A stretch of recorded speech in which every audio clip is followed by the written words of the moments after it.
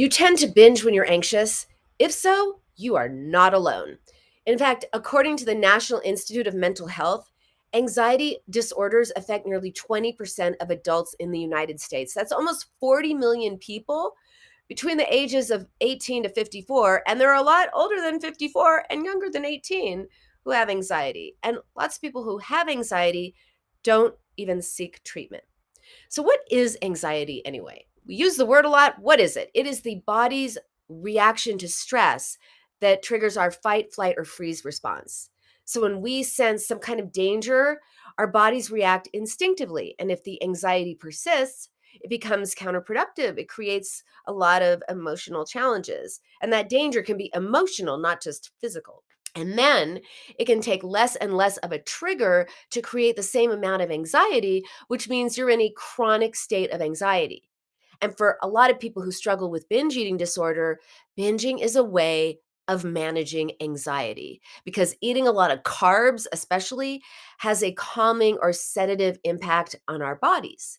So we eat to calm down as a way of coping, but then the guilt, the shame, all of it, as well as worries about gaining weight, leads to more anxiety and the cycle continues. So, treating anxiety is really, really important because anxiety can be a trigger for binge eating, but it's also important to treat the underlying states that create binging, right? So, binge eating can be a way of managing anxiety, but it is definitely one that is more harmful than helpful.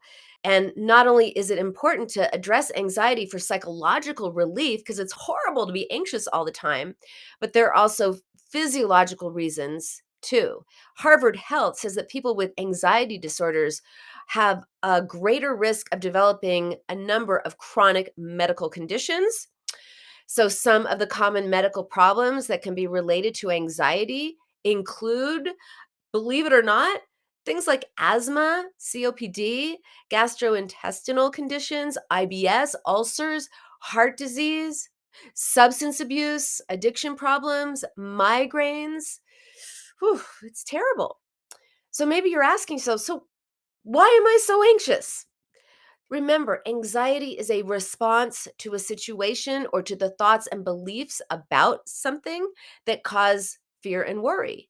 And some researchers think that trauma, child abuse, neglect, poverty, and other life experiences make some of us more susceptible to anxiety than others. Other people believe that some people are just born with a central nervous system that processes things differently, and that people with this kind of nervous system reach a level of saturation more quickly, so they get anxious more quickly than others. So even when most people get anxious, when most people get anxious, their stress hormones return to their pre-stress levels in about 20 minutes, and all the hormones kind of subside.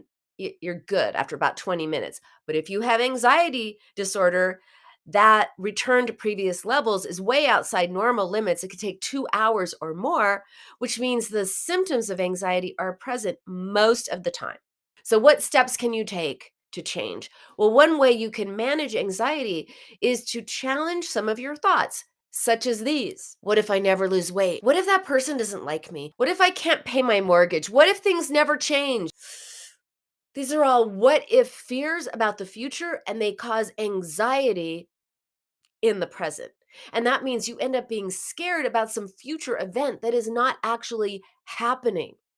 So, the antidote to anxiety is to stay with what is and only consider present reality, facts, what you know to be true right now, facts, not fear.